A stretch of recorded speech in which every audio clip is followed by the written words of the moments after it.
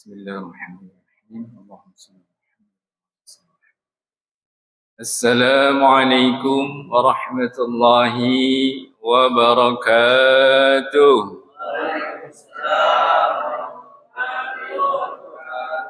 Bismillah walhamdulillah wassalatu wassalamu ala sayyidina Muhammad ibn Abdillah Rasulillah wa ala alihi wa sahbihi wa mawalah wa la hawla wa la quwwata illa billah. Amma ba'du, farabbi shrah li sadri wa yassir li amri wahlul 'uqdatam min lisani yafqahu qawli. Rabbana zidna 'ilman nafi'a warzuqna fahman wasi'a. Allahumma arinal haqqa haqqan warzuqna ittiba'ah wa arinal batila batila warzuqna ijtinabah. اللهم إلى حضرة النبي المصطفى محمد رسول الله صلى الله عليه وسلم وآله وصحبه وذريته وأمته، خصوصا إلى الحاضرين والحاضرات مع أهلينا في جميع الحقوق علينا والحقوق لنا بأسرها، في خير ولطف وصحة وعافية وسلامة وبركة من دار الدنيا إلى دار الآخرة. الفاتحة. أعوذ بالله من الشيطان الرجيم. بسم الله الرحمن الرحيم. الحمد لله رب العالمين الرحمن الرحيم مالك يوم الدين. إياك نعبد وإياك نستعين. اهدنا الصراط المستقيم صراط الذين أنعمت عليهم غير المغضوب عليهم ولا الضالين.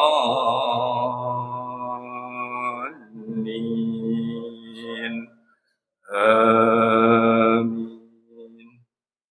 Alhamdulillah, kita bersyukur hadirat Allah Subhanahu wa taala atas segala nikmat dan karunia-Nya, dan kita pun mengharap kepada Allah Subhanahu wa taala segenap rahmat dan ridho-Nya, dan semoga di antara rahmat-Nya untuk kita adalah berkenan-Nya bagi kita untuk bisa bersalawat kepada Nabi kita Muhammad sallallahu alaihi wasallam, ya, baik dengan hati kita maupun dengan lisan kita, dimanapun dan kapanpun kita berada. Ya, terlebih ya di zaman kita saat ini, ya, sepertinya ya ujian-ujian kehidupan bagi umat Islam, ya, dan umat manusia umumnya ini ya, sedang mendera begitu luar biasa. Ya, saudara-saudara kita di Palestina sudah jelas, ya, sudah sangat lama mereka ya berada dalam penindasan dan penganiayaan, dan saat ini pun saudara-saudara kita di tanah air kita juga banyak yang sedang diuji dengan musibah, ya. Dan selamatnya kita, selamatnya siapapun, hanya satu sebabnya, yaitu rahmat Allah Subhanahu wa taala.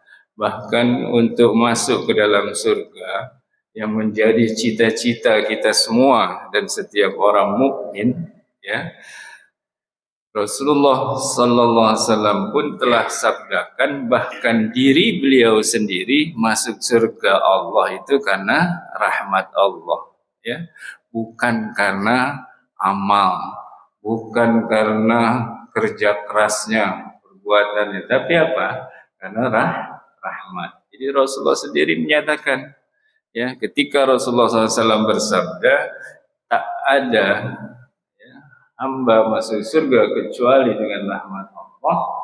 Para sahabat bertanya, ya, termasuk engkau ya Rasulullah? Iya, termasuk aku. Ya, nah, kunci selamat kita, siapapun kita, adalah rahmat Allah. Nah, tetapi salah satu cara paling jitu memancing rahmat Allah adalah salawat. Kenapa? Karena itulah salah satu amal yang paling Allah cintai, bahkan itulah memang amal yang paling Allah cintai. Buktinya apa? Allah perintahkan kita sholat. Banyak ayat yang menunjukkan nas perintah sholat bagi kita. Allah juga perintahkan kita bayar zakat. Ya, Allah perintahkan kita bayar zakat. Banyak juga nas ayatnya.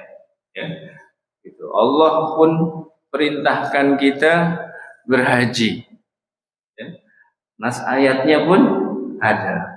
Allah perintahkan kita puasa Ramadan. Nas ayatnya pun ada. Tapi di setiap nas ayat perintah salat, kita tak menemukan nas ayat yang mengabari kita bahwa Allah pun salat. Allah mengerjakan salat gitu. Kita tidak temukan. Ya, begitu pula di ayat yang nasnya memerintahkan kita puasa Ramadan, kita pun tak menemukan nas ayat bahwa Allah pun berpuasa. Tidak ada, gitu. Begitu pula dalam nas ayat yang memerintahkan berhaji. Ya, kita pun tak menemukan nas ayat bahwa Allah pun berhaji. Tidak ada. Nas ayat yang memerintahkan kita zakat begitu juga. Kita tak menemukan nas ayat yang mengabari kita bahwa Allah pun bayar zakat. Tidak ada. Kita tak temukan itu, ya. Tetapi saat Allah memerintahkan kita bersolawat kepada Nabi Muhammad sallallahu alaihi wasallam, Allah lebih dulu mengabari kita. Jadi sebelum Allah firmankan perintahnya, ya ayyuhalladzina amanu sallu alaihi wa sallimu taslima, wahai orang-orang yang beriman, sallu alaihi, bersalawatlah kalian kepada sang Nabi, wa sallimu taslima, dan berikanlah salam penghormatan dengan penghormatan yang sebenar-benarnya. Allah sebelum itu lebih dulu mengabari kita apa? Innallaha wa malaikatahu yusalluna 'alan nabi. Sesungguhnya Allah dan para malaikatnya bersalawat kepada Nabi. Ini Pak, satu-satunya nas perintah Allah yang bisa kita temukan, Allah sendiri pun melakukannya. Allah perintahkan banyak yang amal lain, tetapi saat perintah salawat Allah mengabari, aku sendiri sudah lebih dulu bersalawat kepada Nabi sallallahu alaihi wasallam. Ini kan menunjukkan bahwa di antara sekian amal soleh, perbuatan baik, yang semua perbuatan baik itu Allah cintai. Allah perintahkan salat, berarti salat Allah cintai. Allah perintahkan puasa, berarti puasa Allah cintai. Allah perintahkan haji, berarti haji Allah cintai. Allah perintahkan zakat, berarti zakat Allah cintai. Tetapi salawat berarti amal yang paling Allah cintai. Karena dari sekian perbuatan baik, salawat pun Allah perbuat, Allah sendiri lakukan. Nah, ini berarti petunjuk bagi kita. Ketika kita hendak meraih sesuatu dari Allah Subhanahu wa taala, kita ingin mendapatkan misal pengabulan, perlindungan, pengampunan, pertolongan, apapun hajat kita kepada Allah Subhanahu wa taala, baik untuk hajat hidup sementara kita di dunia, apalagi untuk hidup abadi di akhirat nanti, maka wasilah paling tinggi adalah salawat. Wasilah yang paling Allah suka. Dan Allah perintahkan wabtaghu ilaihil wasilah. Carilah wasilah kepadanya. Nah, wasilah yang Allah cintai banyak, Pak. Gitu. Tetapi yang paling Allah cintai berarti salat. Nah, maka mudah-mudahan ya kita berharap Allah terus tambahi kita hidayah dan taufiknya untuk betul-betul kita dapat memperbanyak salawat kita kepada Nabi Sallallahu Alaihi Wasallam. Ya, gitu. Kita sholat, Pak.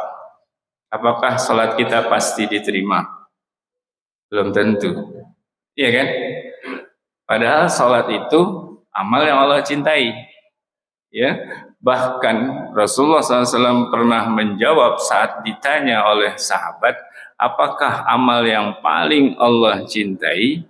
As-salatu ala waktiha. Jawaban Rasulullah, sholat pada waktunya. Tetapi walaupun sholat Allah cintai, belum tentu sholat hambanya Allah terima. Belum tentu. Buktinya apa? Buktinya salah satunya adalah firman-Nya, fawailul lil musallin. Celakalah orang-orang yang sholat. Kenapa celaka? Berarti sholatnya nggak diterima. Iya kan? Gitu. Jadi sholat walaupun pada waktunya berjamaah 5 waktu di masjid pasti diterima oleh Allah. Belum tentu. Gitu. Berarti kan orang yang mengandalkan wasilah sholat untuk mendapatkan rahmat, kasih sayang, apalagi ridho Allah Subhanahu wa Ta'ala, belum tentu berhasil. Karena sholat belum tentu diterima. Gitu. Puasa sama. Rasulullah SAW bersabda, betapa banyak orang puasa tak dapat apa-apa dari puasanya kecuali lapar dan haus. Kenapa nggak dapat pahala? Karena puasanya Allah tolak. Allah tak terima, puasanya gagal.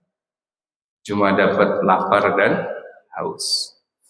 Sedekah gimana? Apa pasti sedekah itu diterima?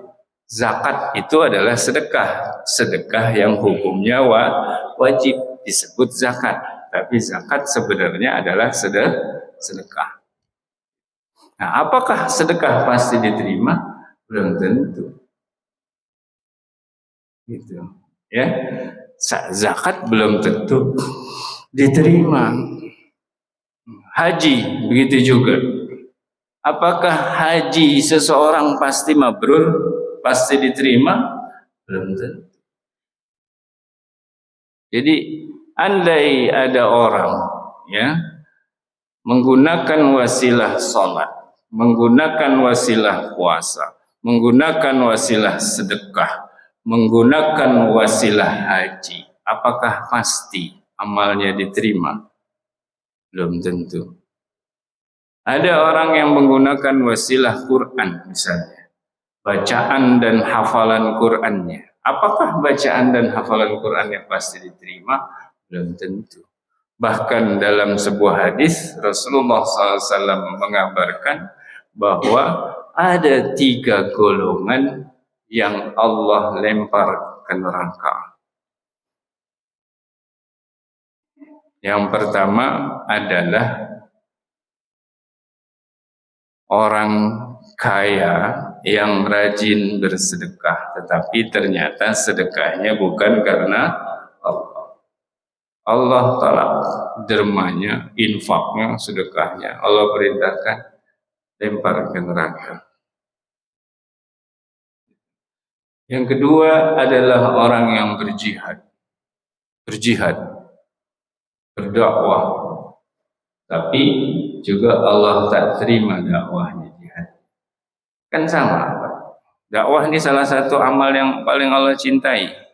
Salah satu amal yang pahalanya paling banyak karena dia ibarat MLM, sambung menyambung, terus ngalir terus kan, semua yang didakwah. Tapi apa pasti diterima? Belum tentu. Ada mujahid yang dalam riwayat hadis itu bahkan ia mati dalam perang fisabilillah, Allah perintahkan para malaikat lempar dia ke neraka. Kenapa? Jihadnya nggak ikhlas. Dia berjihad sedemikian rupa hanya ingin namanya tercatat dalam sejarah manusia, dia pahlawan. Bukan ingin tercatat di sisi Allah.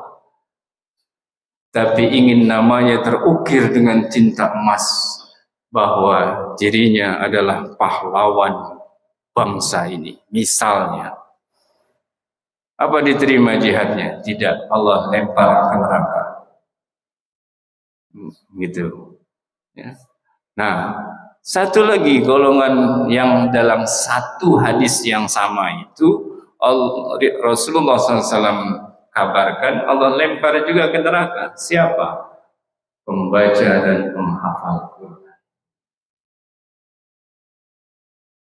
Dia melantunkan ayat suci Al-Quran dengan suaranya yang merdu, indah.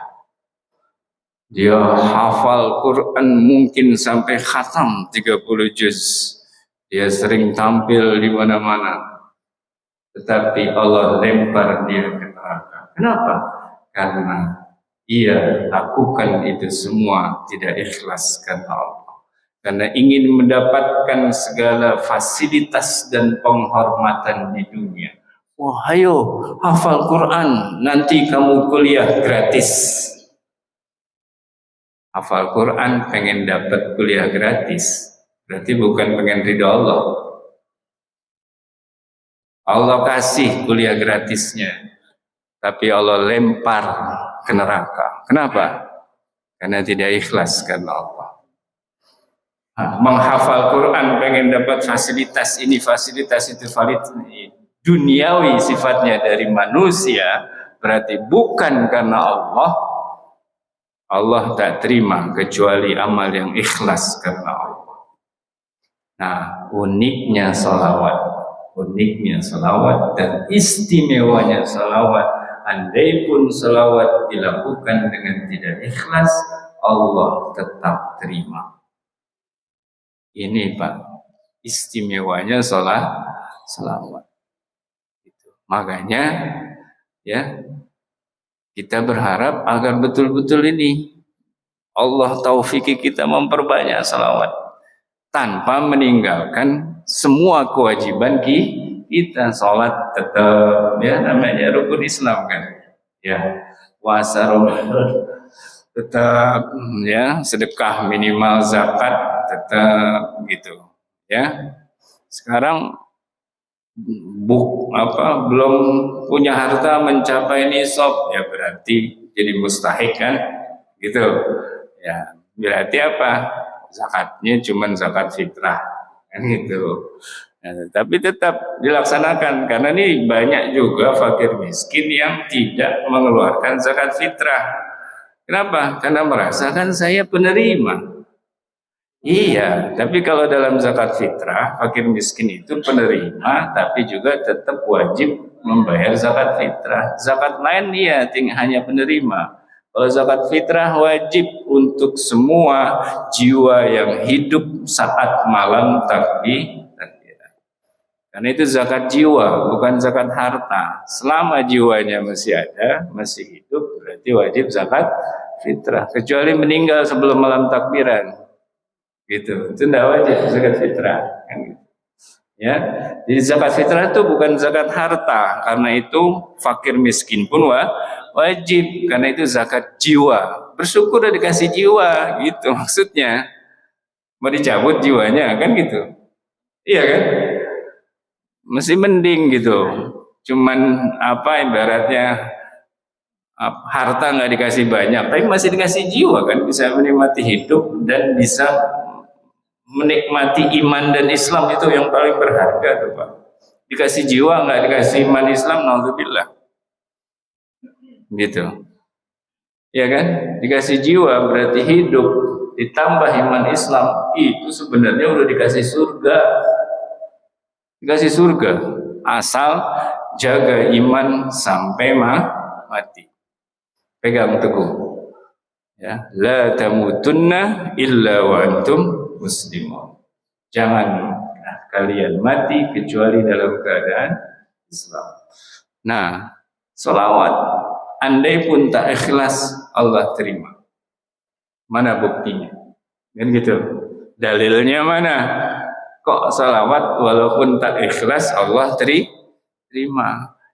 Nah, insya Allah ya, saya yakin sebenarnya udah pada tahu nih, karena ini termasuk yang sering diulang-ulang, apalagi kalau lagi Maulid Nabi SAW. Ya, tetapi ini saya ingin sampaikan kembali supaya betul-betul ini mewarnai keseharian kita. Ya, kita hayati terus, gitu ya. Kita ingat sehingga kita jalani terus. Jangan lupa, karena memang sifat manusia mahallul khata' wan nisyan, tempat salah dan lupa. Contoh lupa nih, contoh.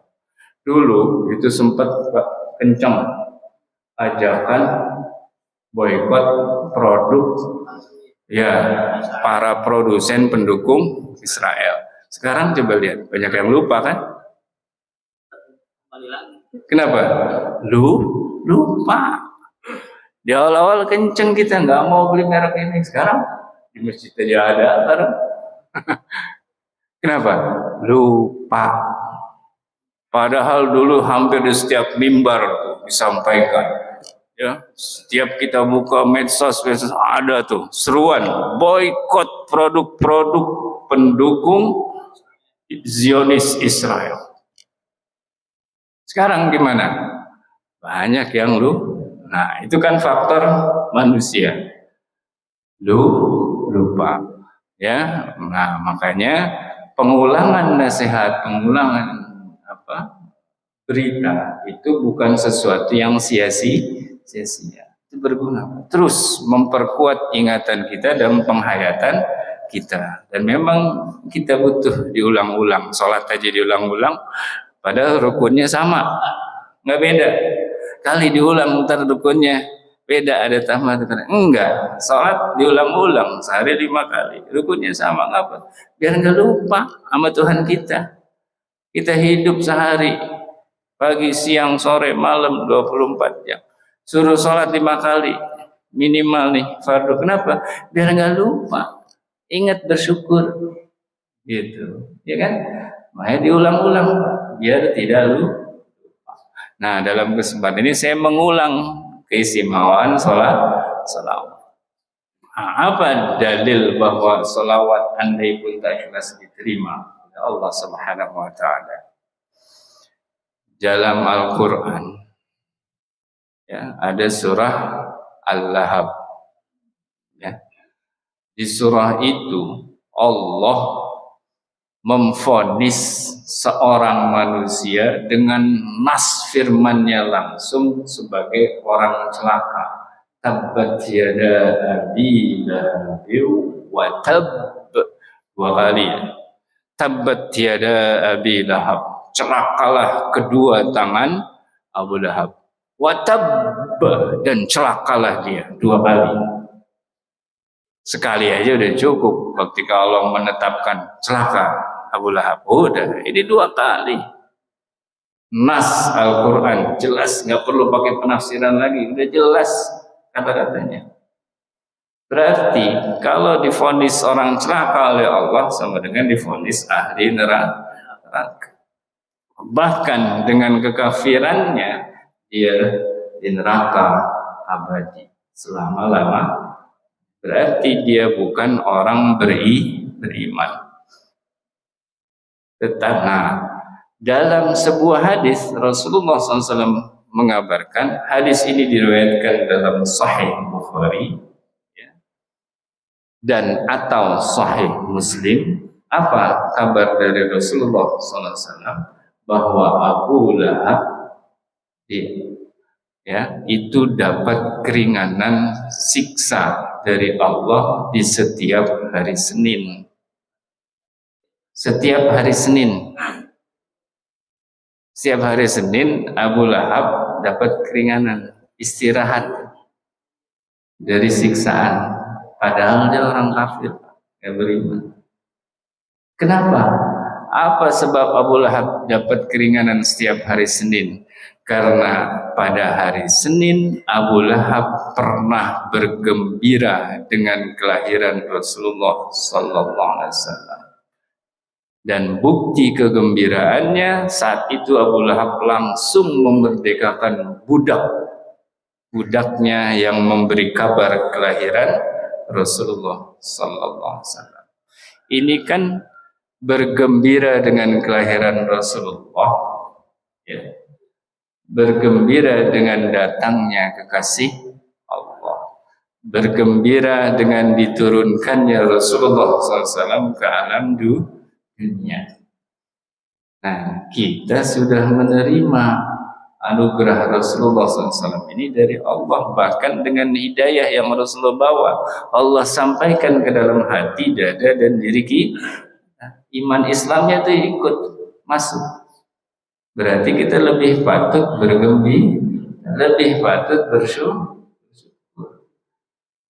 Nah, salah satu bentuk syukur gembira kita apa? Ya berarti bersolat. Terima kasih.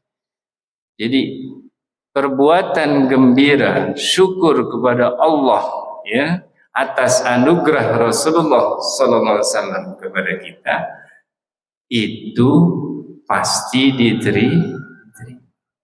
Nah, kan syarat amal diterima nomor satu apa? Iman. Iya kan? Dalam surah Al-Asri kan gitu. Wal 'asri innal insana lafi khusrin illa alladzina amanu wa 'amilus shalihat. Demi masa, sungguhnya manusia, semua manusia dalam kerugian kecuali orang-orang yang beriman dan beramal saleh. Disebut beriman dulu baru beramal saleh, karena nggak akan jadi amal saleh kalau tanpa iman.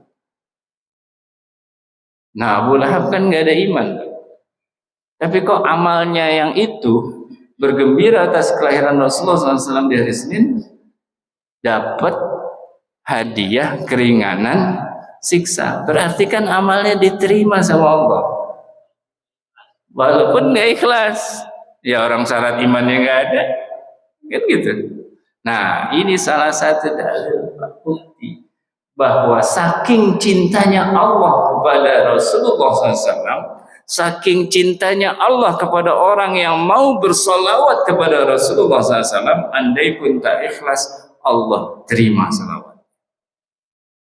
Gitu. Jadi yang maulidan gak ikhlas gak apa-apa, salawatan Allah terima tetap. Kita mau pamer salawat, oh pamerin gak apa-apa, besar-besaran, ya tetap Allah senang, Pak. Nah karena Allah senang, Allah terima. Kenapa? Karena ini mengagungkan, memuliakan, menghormati kekasih Allah Subhanahu wa taala yang paling Allah cinta. Allah senang. Kita Pak, kita aja nih manusia, makhluk biasa. Kita misalnya punya anak kesayangan, Pak. Anak kesayangan. Ya kita jujur ya, sebagai orang tua nih, yang anaknya lebih dari satu deh, ya. Semua anak kita sayangi, tapi pasti ada Pak yang paling kita sayangi. Gak mungkin rasa sayang di hati itu sama, gak mungkin. Pasti ada yang beda, pasti. Itu. Walaupun secara lahiriah kita tetap diperintahkan adil.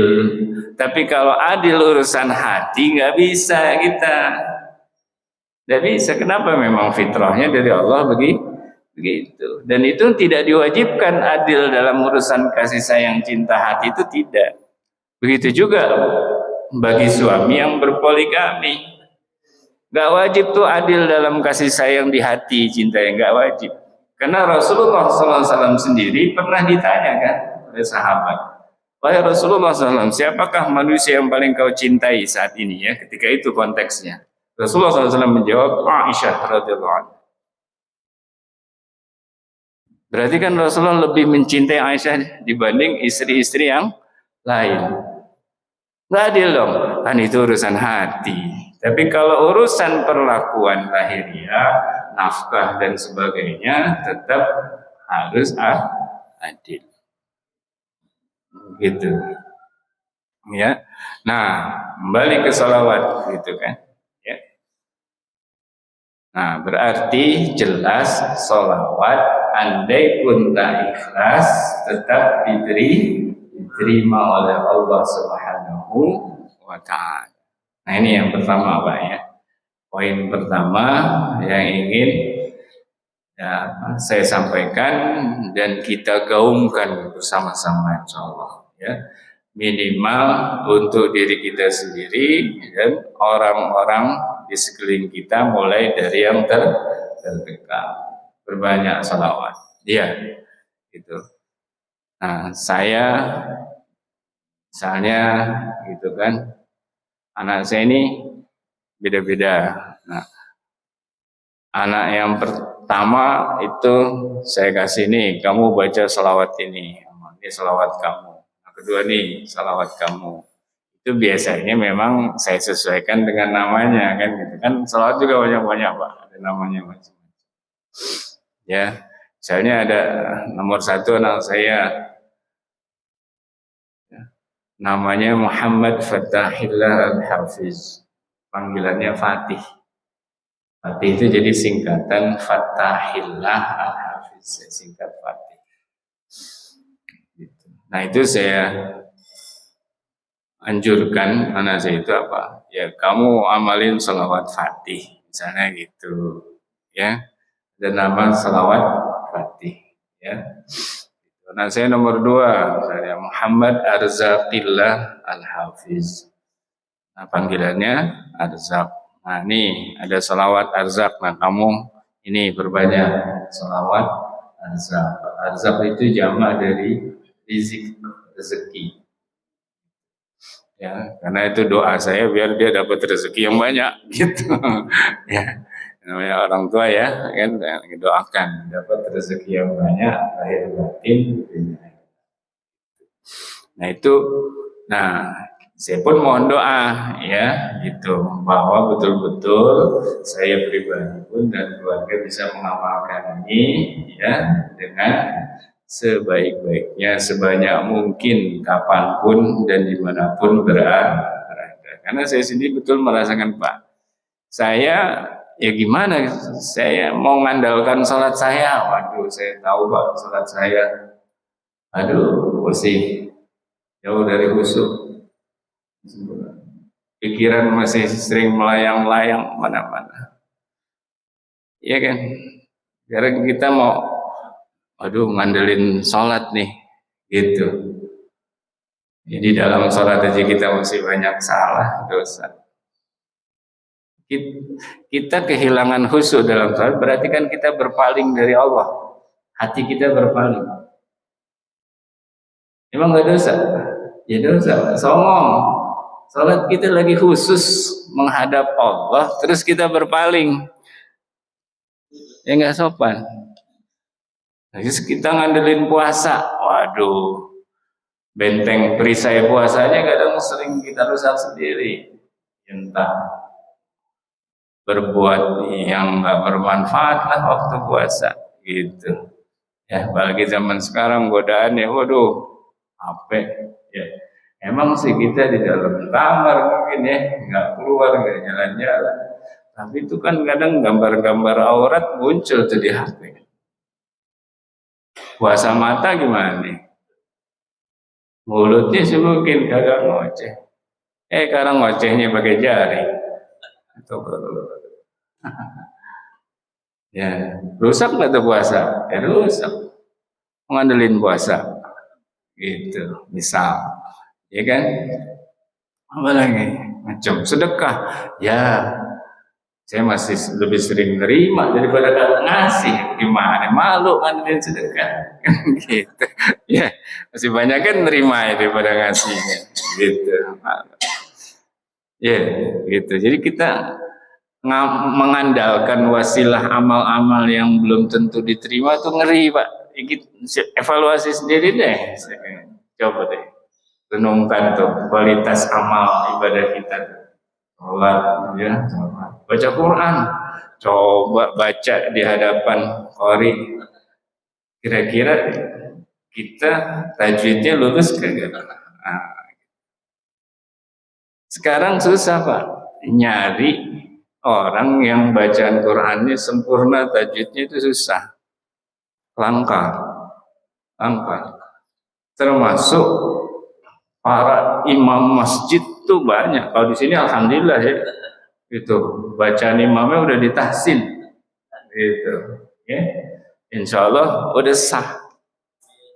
Tapi banyak masjid-masjid lain Pak, gitu, ya, belum lulus, katakanlah ujian baca Quran, penilaian baca Quran, sudah meluluskan diri sendiri.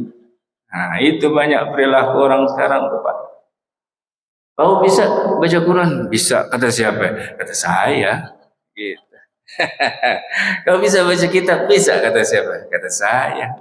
Bisa ngajar Quran? Bisa. Kata siapa? Kata saya. Gitu.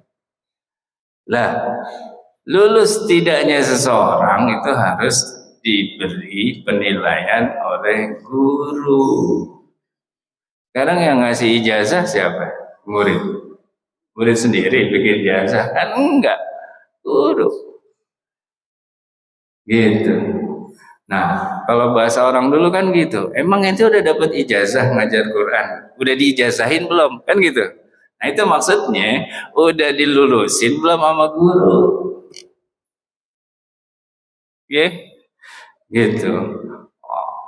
Ulama dulu nih, walaupun udah lulus pesantren dan pesantren udah lama, atau kan udah ada 10 tahun kali, terus pulang ke kampungnya, emang berani ngajar kalau sama gurunya nggak diijazahin buat ngajar?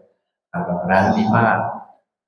Emang berani buka pengajian kalau sama gurunya nggak diijazahin untuk buka pengajian? Agak berani. Berani dia ceramah, berdakwah kalau sama gurunya belum diijazahin buat dakwah? Agak berani. Sekarang belum bisa baca Quran itu udah berani ceramah. Dakwah mana menyala-nyalain orang lagi. Gitu. Nah, tinggal kita berarti yang harus hati-hati. Ya kita kan nggak bisa maksa-maksa orang. Ya kitanya aja hati-hati. Misalnya di sini, ya berarti kan orang-orang yang kita panggil nih untuk jadi narasumber kita, ya kita sendiri yang seleksi dah, gitu ya. Andai ada yang begini-begitu, ya udah kita seleksi kita aja, ya. Wah, bisa baca kitab sampai yang ahli bidang ini siapa yang ini kan, ahli itu juga sesuai bidang-bidangnya, gitu ya. Misalnya bidang biologi, ya kiai bukan ahlinya. Emang kalau kita mau belajar biologi ya panggilnya ahli biologi. Kita mau belajar kesehatan ya panggilnya ahli kesehatan, kan gitu. Ya, makanya kan di Dewan Fatwa itu dikumpulin tuh ahli semua bidang. Nah, kiai bidang agamanya, gitu. Ya, contoh nih untuk menentukan, ya, nih kue bolu halal apa haram, kan gitu. Misalnya nih ditemukan kue bolu atau ada sebuah pabrik ya mengeluarkan produk kue bolu dan menjual di pasaran, gitu kan, banyak kan ya produk-produk, ada bolu coklat, bolu keju, itu berbagai merek banyak. Nah, ini kan harus ditentuin halal apa haram untuk keamanan umat Islam. Jangan sampai umat Islam ditipu, dibohongin, dikerjain, dicucelin barang haram. Karena kalau ada barang haram di badan, ya naudzubillah, ya kan, gitu. Di antara efeknya, ya barang haram akan membawa keperbuatan yang haram. Terus juga doanya nggak makbul, terhalang sama keharaman yang ada di badan, gitu. Ya. Nah, berarti kan harus diperiksa. Nah, seandainya ini kita dapat produk baru nih, wah nih, belum ada sertifikat halalnya. Nah, berarti kan harus diperiksa. Nah, bisa nggak kita datang ke kiai, Pak Kiai, ini ada bolu baru, gitu kan? Wah, saya udah cobain, enak banget Pak Kiai. Tapi ternyata sertifikatnya belum ada. Waduh, gimana Ki? Ya ente sertifikat belum ada, udah makan aja, kan gitu. Harusnya cari tahu dulu hukumnya, gitu. Nah, terus kasih, nah bolunya mana? Ini pakai, nah ini bolunya. Kira-kira Kiai bisa nggak nentuin tuh bolu halal haram? Walaupun di bungkusannya ada daftar bahan-bahan, ingredients. Kira-kira Kiai bisa tahu nggak? Agak, agak Pak. Kiai bisa tahu nggak di situ ada unsur babi atau enggak? Agak Pak. nggak bisa. Kecuali daging babi ngejogrok kali, ini ada daging ayam, daging sapi, daging babi. Nah kiai bisa mungkin, itu juga yang udah kenal babi ya, yang belum kenal babi juga nggak bisa, ya kan? Gitu. Nah, tapi udah jadi bolu, udah jadi odol, udah jadi minuman. Nah kiai mana bisa bedain ini babi itu bukan, ada babinya kagak. Berarti siapa yang bisa bedain? Ahli biologi, ahli kimia, ya kan? Bukan bidangnya kiai itu di situ. Berarti kiai tetap butuh ahli sains kerjasama. Nah, minta tolong dah tuh. Coba nih teliti di laboratorium, ada unsur babinya enggak? Diperiksa. Waduh, oke. Ini sih kalau dagingnya saya periksa, wah besok udah nggak ada daging babi.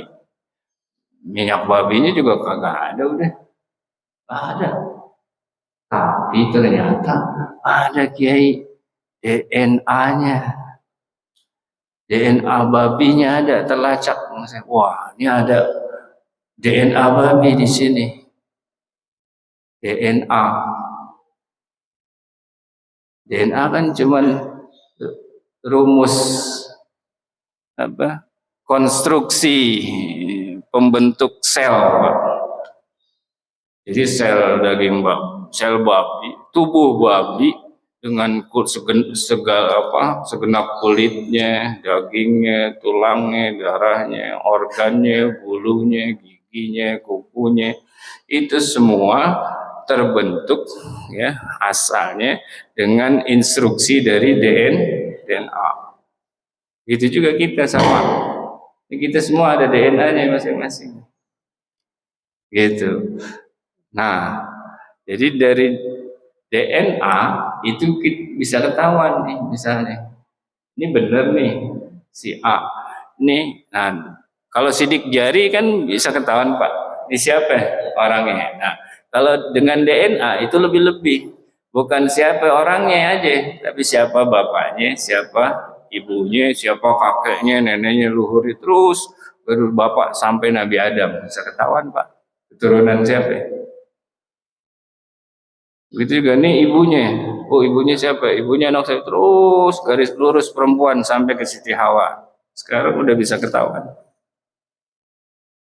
DNA. Dan banyak kasus kriminal atau kan pakai itu. Ketahuannya siapa pelakunya? DNA-nya. DNA ini siapa pelakunya nih? Siapa nih yang merkosa nih? Gitu. Ya kan? Wah, ini siapa pelakunya? Wah, ini ada rambut nih. Rambut saya ini bukan rambut korban nih, rambutnya beda. Jadi diperiksa, oh ini rambut si Anu. Wah, berarti dia. Misalnya di korban yang mati ya sebelum dia dibunuh mati dia sempat nyakar gitu kan. Maka pelakunya kan ngelawan dia. Oh, mati. Pelakunya sih kabur gitu. Nah, ini kan di kukunya ada nih bagian tubuh entah darah dari pelaku. Iya, atau kulit sobekan. Nah, diperiksa kan. Nah, kalau kiai kan nggak bisa, Pak, tahu ini kulit siapa darahnya. Kagak. Nah, saintis kan bisa. Ketahuan tuh DNA. Nah, tapi kalau dari DNA bukan ketahuan pribadinya aja, ketahuan leluhurnya siapa. Ketahuan. Gitu, ketahuan leluhurnya siapa. Itu bedanya DNA sama sidik jari. Kalau sidik jari cuman satu orang, oh ini sidik jari dia pribadi kan. Tapi kalau DNA, ini DNA siapa? Dan ketahuan Pak, leluhurnya siapa? Karena rumus DNA ini kan turun temurun Pak. Lahir DNA saya itu gabungan DNA ibu sama DNA bapak saya, terus kan gitu. Ya. Nah itu. Nah, itulah kemajuan sains yang Allah berikan sebagai salah satu tanda ayat kauniyah. Ayat kauniyah kan ayat Allah dalam bentuk ciptaan. Nah, itu kan. Nah, gitu ya. Nah, jadi kiai ulama kita belajar agama jangan ketinggalan sains juga Pak, karena ini sebenarnya bagian dari ilmu Allah. Nah, kiai bagian menggali, membedah ayat kauliyah Quran, saintis yang muslim, yang mukmin bagian membedah ayat Allah, ayat kauniyah. Nah, untuk menetapkan hukum sesuatu ini harus dipadukan. Gak bisa ayat kauliyah doang. Tadi tahu hukum kue bolu aja nggak bisa kita pakai dalil Quran doang. Cari tuh bolu buatan pabrik anu, hukumnya apa di Quran? Gak ketemu Pak. Mau 1 juta kiai juga sudah cari tuh. Hukum kue bolu buatan produk A, pabrik A, hukumnya apa? Kan gitu. Berarti kan harus memadukan ayat kauliyah dan ayat kauniyah. Nah, itulah ilmu Allah. Jadi jangan nolak ayat kauniyah. Gitu. Ya. Nah, balik ke sholawat. Nah, ini berarti di antara hal yang patut kita syukuri, ya, ini kan juga perkembangan ini nikmat ya Pak, anugerah. Berarti kita lebih terjaga dengan perkembangan sains dari berbagai makanan, minuman yang bisa aja oleh musuh-musuh kita disisipin barang-barang haram. Tapi kan dengan ilmu ini kita bisa ketahuan DNA-nya, ketahuan, gitu, ya. Nah, ini semua anugerah yang kita terima itu sebenarnya adalah anugerah Allah melalui Nabi kita Muhammad SAW. Kan umat sebelum Nabi kita dapat gak anugerah kayak kita? Nah, iya kan? Yang dapat kitab Allah yang sempurna dan kesempurnaannya terjaga hanya kita Pak.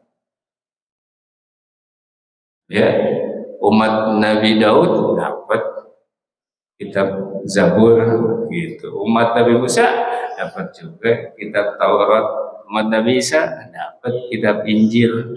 Tapi kesempurnaannya tak terjaga. Al-Quran terjaga dan paling sempurna. Gitu.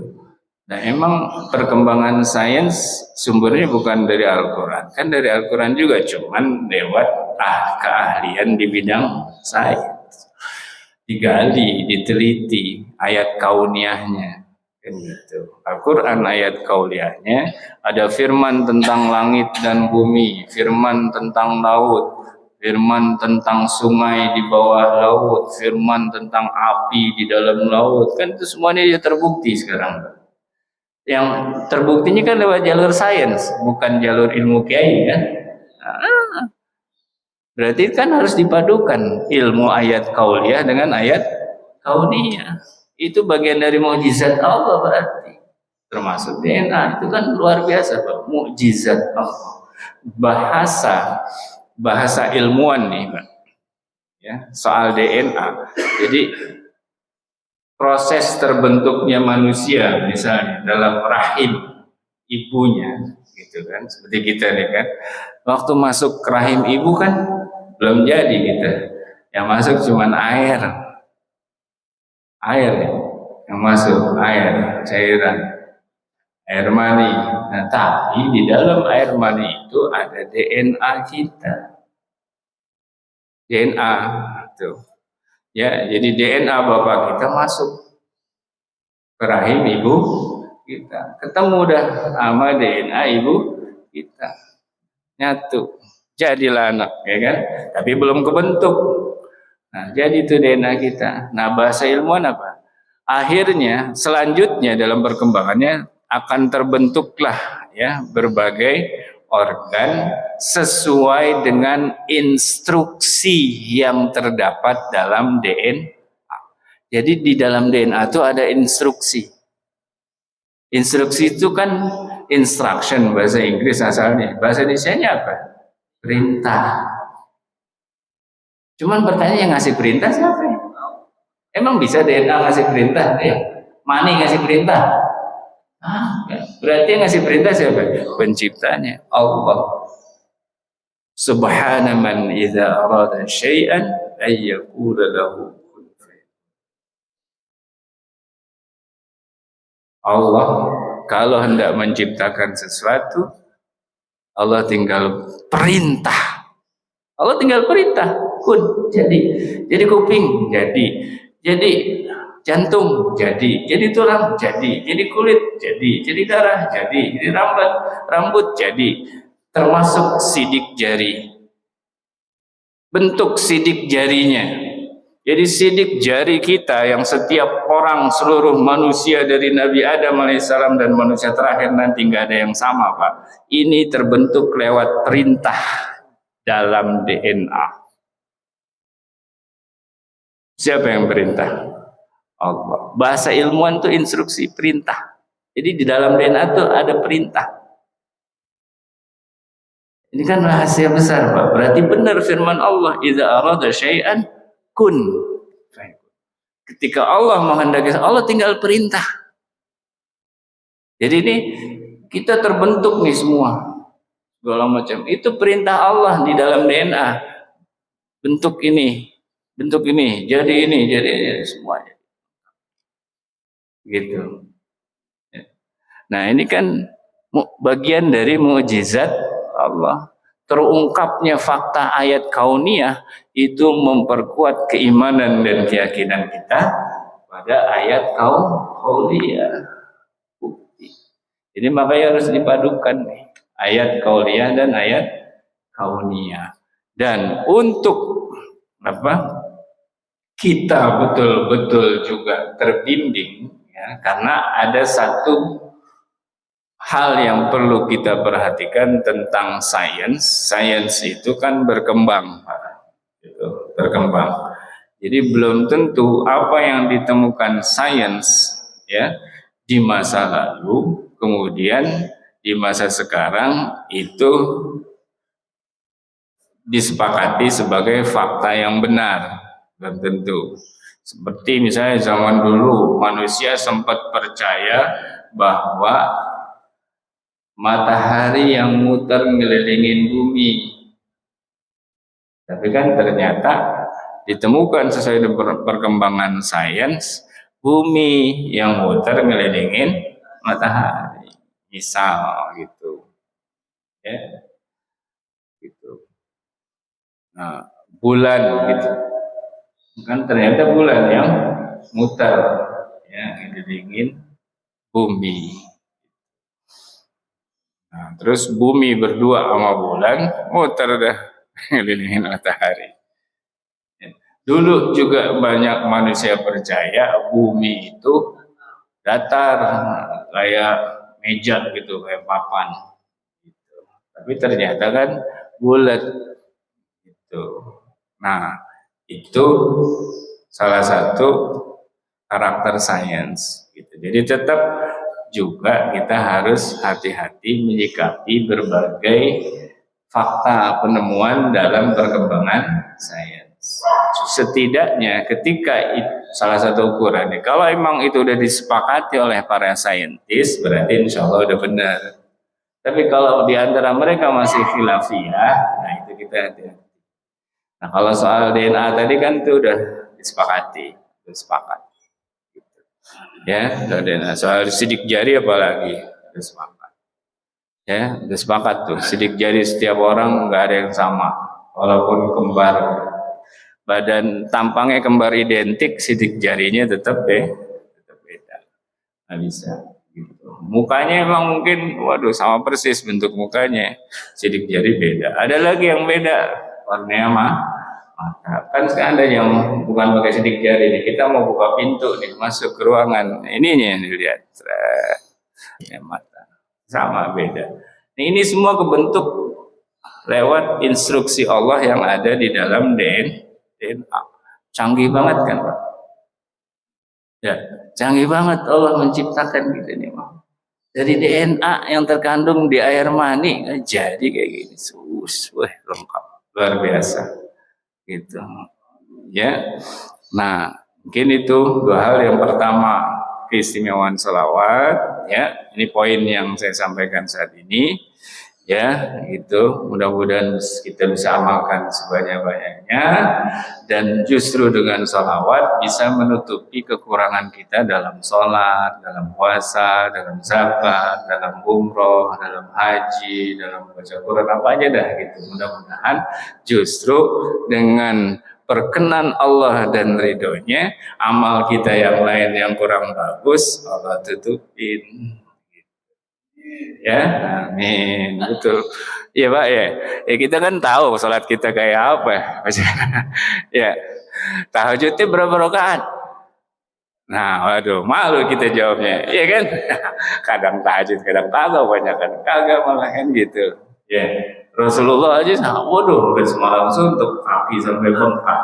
Waduh, kuat kita. Ah, kan gitu. Sekarang gimana? Ya udah nebeng aja Pak sama Rasulullah. Bahasa kasarnya gitu. Jangan ngandelin amal kita sendiri, dah kita nebeng aja sama Rasulullah. Cara nebengnya apa? Ya salawat. Supaya kita nyambung sama Rasulullah. Sudah nebeng aja dah gitu. Ya, itu bahasa kasarnya gitu, anak muda, nebeng aja dah. Ya kan? Kan misalnya nih, ada janji ya dari Allah lewat lisan Rasulullah SAW bahwa siapa yang membangun masjid untuk Allah di muka bumi, Allah bangunkan istana di surga. Sekarang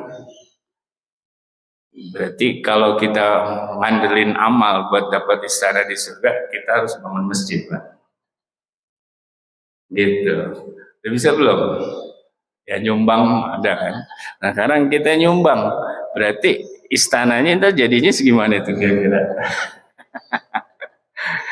Bisa gitu. Anda ini dihitung nih. Ini dari masjid yang dibangun nih, kita nyumbang berapa persen? Nah kira-kira istananya emang segitu? Kan gitu, kan kagak. Iya. Terus istana yang Allah bangun emang buat rame-rame di sana, kan kagak, masing-masing. Iya kan? Gitu. Dan masjid yang dibangun juga kan itu nanti akan jadi kendaraan Pak untuk menyeberang sirat. Iya kan? Gitu. Orang yang menyembelih hewan kurban, nanti hewan kurban jadi kendaraan tuh, nyebrang sirat. Orang yang bangun masjid, ya masjidnya nanti jadi kendaraan tuh, nyebrang sirat. Kalau suruh jalan kaki, waduh, jembatan sirat yang bisa, ya apa kalau bahasa orang dulu ya lebih tipis dari rambut di belah 7, gimana jalannya? Gitu. Ya.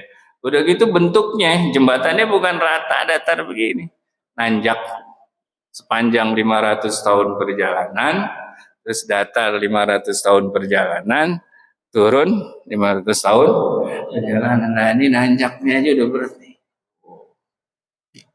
pleset dulu berarti kan. Nah kalau naik masjid kan enak. Ya naik masjid nih. Ya berarti cuman kan harus punya amal bangun masjid. Itu yang pertama. Yang kedua, amalnya harus ikhlas. Nah kalau bangun masjidnya nggak ikhlas, kagak juga, nggak dapat. Nah kan gitu. Tapi kalau kita nebeng sama Rasulullah SAW, kira-kira gimana? Kita jangan ngandelin pakai kendaraan kita sendiri yang kita bangun dengan amal kita, jangan. Kita nebeng sama kendaraannya Rasulullah SAW. Kalau diajak sama Rasulullah, kita deketin Rasulullah, terus Rasulullah udah saking cintanya sama kita, udah kenal nih, gitu. Udah ente nebeng aja. Oh, dan ntar nyebrang bareng. Kira enak nggak? Enak. Terus andai kita nggak dikasih surga khusus, andai, ya, gitu dengan amal kita, gitu dengan sebab amal kita, tapi Allah persilakan kita, Rasulullah ridho, kita tinggal di surganya Rasulullah. Gimana? Ya surganya Rasulullah udah paling bagus. Gitu. Andai kita dapat surga atas sebab amal kita nih, Allah terima amal kita nih. Terus kita dapat surga, kira-kira surganya tingkat mana? Kan gitu. Nah, sama surganya Rasulullah enakan mana? Ya kan? Nah, sekarang kita sekarang tinggal di rumah sendiri. Terus ada orang kaya raya, ya kan? Konglomerat. Ente tinggal lama di sini. Wow, kira-kira enak nggak? Ya, banding rumah sendiri nih. Iya kan? Gitu. Ya, udah tinggal, udah di sini aja. Ya biarin orang gitu. Gimana? Ya, yang punya ridho gitu. Enak nggak? Ya lebih enak kan? Gitu. Fasilitas semua lebih lengkap. Ya, pembantu ada semua. Yang biasanya kita pengen makan mie aja masak sendiri, sobek sendiri mie, masuk tuang telur kan gitu. Dan sana mah kagak. Udah ente udah tinggal sini. Ente mau apa? Ente tinggal bilang bantuan itu. Udah ntar ya kan gitu. Padahal bukan rumah kita sendiri, tapi yang punyanya emang kita udah ente di sini. Ya kan? Nah, nebeng sama Rasulullah SAW, ya, gitu. Andalannya apa berarti? Salawat. Gitu ya, salawat. Nggak ada ruginya ya, orang nggak ikhlas aja diterima amal salawat. Ya, oh terus aja. Kita butuh lagi kondisi apa ya? Butuh pertolongan, butuh perintah salawat. Kita doa aja belum tentu diterima. Doa belum tentu sampai, Pak. Ya, doa belum tentu sampai. Salah satu sebab ini rahasia sebenarnya nih. Tapi buat kita harusnya jangan jadi rahasia. Rahasia umat Islam yang diketahui oleh musuh Islam. Apa Pak? Saat ini. Mereka tahu rahasia bahwa doa umat Islam sekarang tidak dikabulkan oleh Allah. Sehingga mereka berani nginjek-nginjek kita, nyerang kita, nganiaya kita. Karena mereka tahu sebuah rahasia. Lo angkat tangan, nangis darah, istighosah, lo doa kepada Allah, gak bakal turun tuh pertolongan. Kenapa? Apa tuh haram banyak yang lo lakukan, maksiat lakukan. Itu Pak rahasia. Nih sekarang musuh Islam berani ngobrak-ngabrik Palestina. Agak ada takutnya. Kenapa? Mereka yakin andai pun umat Islam sekarang istighosah, nangis darah, pertolongan doa mereka, doa kita nggak dikabulkan. Apa ya? Kayaknya aja rebutan dunia. Tapi gimana ceritanya? Ulamanya rebutan dunia. Ada Bapak tahu sendiri beritanya kan? Gimana kalau ada ulamanya cinta dunia, Pak? Yang wajar umatnya juga terjerumus dalam dunia. Pimpinannya udah begitu. Nah kira-kira kalau udah begitu, doa kita makbul nggak? Makanya musuh kita berani Pak nginjek-injek kita. Apa? Mereka yakin, mereka tahu rahasianya. Kenapa? Pertolongan Allah nggak akan turun. Solusinya apa? Taubat kita. Taubat. Dulu Pak, waktu Sayyidina Umar sebagai khalifah radhiyallahu anhu datang bersama pasukan Islam ya ke Palestina datang yang saat itu di bawah kekuasaan kerajaan Nasrani ya, di bawah kerajaan Nasrani datang Sayyidina Umar. Pakaian Sayyidina Umar gimana? Compang-camping, banyak tambelannya maksudnya. Khalifah datang banyak tambelannya. Dan waktu sampai di depan gerbang Palestina, kan kalau zaman dulu kota-kota besar tuh ada pintunya kan, gerbang tembok besar. Gerbang. Waktu itu Sayyidina Umar lagi dapat giliran megang tali kuda, bukan yang lagi naik di atas kuda. Yang lagi di atas kuda sahabat lain. Jadi ini berdua, cuman berjanji antar giliran, ya sampai jarak berapa saya turun, ente naik, sampai jarak berapa ente naik, saya turun gitu, ya. Nah pas itu lagi giliran Sayyidina Umar, khalifah lah nuntun sahabat yang naik di atas kuda, ya. Nah begitu, ya kerajaan Nasrani ini, ngelihat Nih pasukan Islam udah datang. Yang mimpin siapa? Umar bin Khattab. Oh, gimana ciri-cirinya? Sebutin kan orang ini udah datang ini pakaiannya begini. Oh, terus mereka musyawarah. Hasil musyawarah mereka apa? Udah, kita jangan ngelawan. Kita langsung menyerah aja. Percuma kita ngelawan. Habis kita ngelawan. Gak bakalan menang lawan orang seperti itu. Kenapa? Karena orang seperti itu pasti ditolong oleh Allah. Itu Pak, sebab mereka takut. Langsung mereka nyerah, Pak.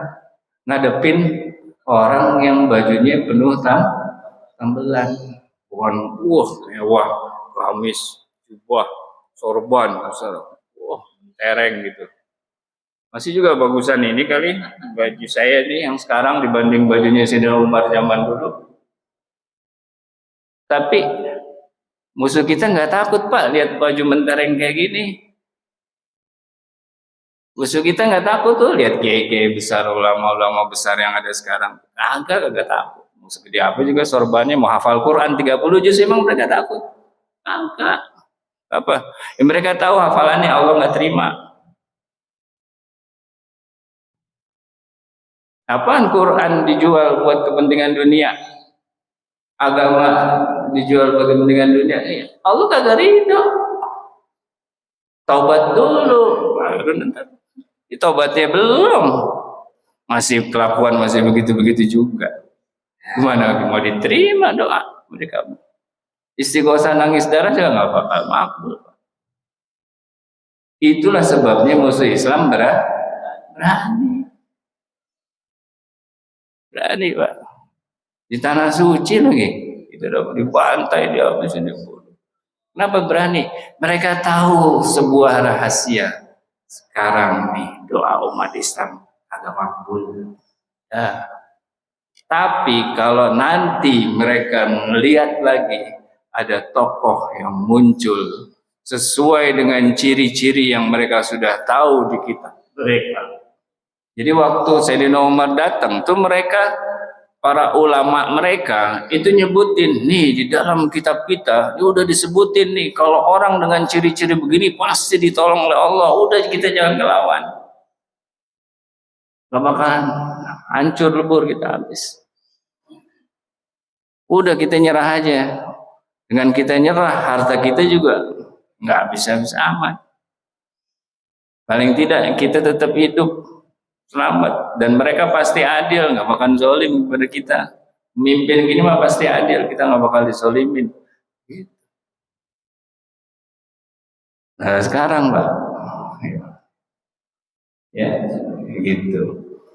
Nah jadi ini maka umat Islam kalau mau menang sekarang ya harus benar taubat massal, semua bahasa ini sederhana.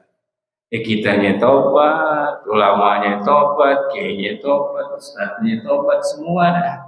Saya sendiri aja ngerasain, aduh malu banget sama Allah kan gitu. Kita sih pengennya ini itu, tapi bagaimana kelakuan kita? Makanya saya kembali ke yang nomor 1 tadi, apa? Udah ngandelin sholawat aja dah, kan gitu. Ya kan? Ngandelin doa kita sendiri nih. Belum tentu doa kita sama. Jangan-jangan doa kita ini terhalang sama banyaknya dosa-dosa keharaman yang kita perbuat. Terhalang. Tapi kalau selawat kan nggak terhalang. Nggak ikhlas aja ya. Nah itulah sebabnya saya ngajak, ayo kita andelin selawat deh. Di atas wasilah yang lain. Bukan berarti kita tinggalin amal yang bukan. Cuman nih pegangan utama kita, ya, gitu, salawat, itu, ya. Nah, terus kita banyak berbanyak salawat. Nah, jangan lupa kita doain bukan hanya diri kita dan keluarga kita, tapi umat Rasulullah SAW secara umum. Buat apa? Salah satu niat yang paling baik, yang utama adalah buat nyenengin Rasulullah SAW. Emang Rasulullah nggak sedih Pak kalau ada umatnya kenapa-napa, ya kan? Gitu. Nah, ketika kita ngedoain umatnya supaya baik-baik aja, Rasulullah senang kan? Gitu. Nah, kalau Rasulullah senang, Allah senang nggak? Senang. Nah, kalau senang sama kita gimana? Alhamdulillah, ya, emang itu yang kita pengen. Ya, nah itu yang nomor satu ya, selawat. Nah, yang nomor dua adalah bagaimana kita tetap bisa memadukan dengan baik ya antara ilmu ayat kauliyah dan ilmu ayat kauniyah ya sesuai dengan perkembangan zaman ya, jangan menyampingkan ilmu ayat kauniyah ya, mungkin itu di antara dua pesan utama saat ini ya. Oke, mohon maaf lebih kurang dari saya ya, tentunya udah cukup lama juga nih. Cukup lama juga, mudah-mudahan manfaat ya, mudah-mudahan manfaat dan mudah-mudahan silaturahmi saya ke sini juga bisa terus berlanjut ya dengan tetap saling memberi manfaat. Subhanakallahumma hamdika asyhadu an la ilaha illa anta astaghfiruka wa atubu ilaik. Subhana rabbika rabbil izzati amma yasifun wa salamun alal mursalin walhamdulillahi rabbil alamin. Wabillahi taufiq wal hidayah wal ridha wal inayah. Wassalamualaikum warahmatullahi wabarakatuh. Allahumma salli ala sayyidina Muhammad wa ala alihi wa sallim wa radhiyallahu tabaraka wa ta'ala ashabi rasulillah ajma'in. Bismillahirrahmanirrahim. Alhamdulillah rabbil alamin hamdan syakirin hamdan na'imin hamdan katsiran tayyiban mubarakan fihi ala kulli hal hamdan yafi ni'amahu wa mazidah ya rabbana lakal hamdu lakal syukru kama yanbaghi li jalalika al-karim wa 'azimi sultanik. Allahumma salli wa sallim wa barik ala sayyidina Muhammad wa ala alihi wa 'adada ma yaliqu bi kamalillah wa kama yaliqu bi kamalih. Allahumma salli ala sayyidina Muhammad salatan tunjina biha من جميع الأهوال والآفات وتقضي لنا بها جميع الحاجات وتطهرنا بها من جميع السيئات وترفعنا بها عندك على الدرجات وتبلغنا بها مصليات إن جميع الخيرات في الحياة وبعد الممات إنك سميع قريب مجيب الدعوات يا قاضي الحاجات في المهمات برحمتك يا أرحم الراحمين يا أرحم الراحمين يا أرحم الراحمين. اللهم صل صلاة كاملة وسلم سلاما تاما على سيدنا محمد الذي تنحل به القلوب وتنفرج به الكروب وتقضى به الحوائج وتنال به الرغائب وحسن الخواتم ويستسقى الغمام وجهه الكريم وعلى آله وصحبه في كل لمحة ونفس وعدد كل معلوم لك. ربنا اغفر لنا ولوالدينا وارحمهم كما ربونا صغارا ولذوي الحقوق علينا ولإخواننا الذين سبقونا بالإيمان ولا تجعل في قلوبنا غلا للذين آمنوا ربنا إنك رؤوف رحيم. ولجميع المؤمنين والمؤمنات والمسلمين والمسلمات الأحياء منهم والأموات ربنا آتنا من لدنك رحمة وهيئ لنا من أمرنا رشدا. ربنا آتنا في الدنيا حسنة وفي الآخرة حسنة وقنا عذاب النار وادخلنا الجنة مع الأبرار يا عزيز يا غفار يا كريم يا ستار برحمتك يا أرحم الراحمين. وصلى الله على سيدنا محمد وعلى آله وصحبه وبارك وسلم. سبحان ربك رب العزة عما يصفون وسلام على المرسلين والحمد لله رب العالمين. صلى الله عليه وسلم.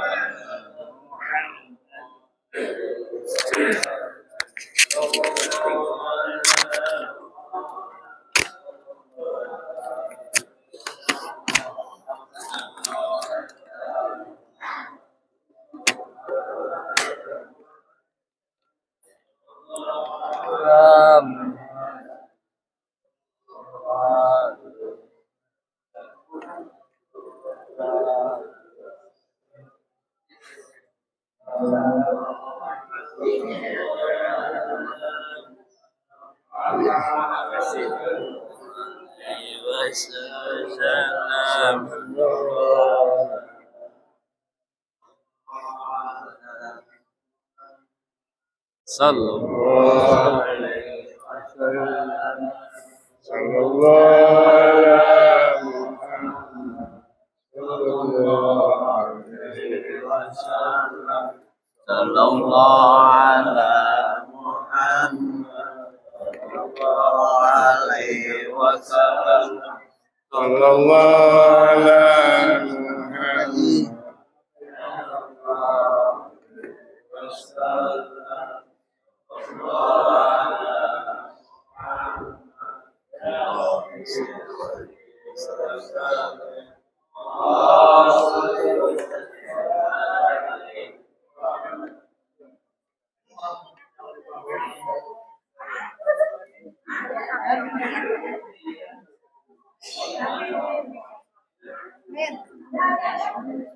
Ya.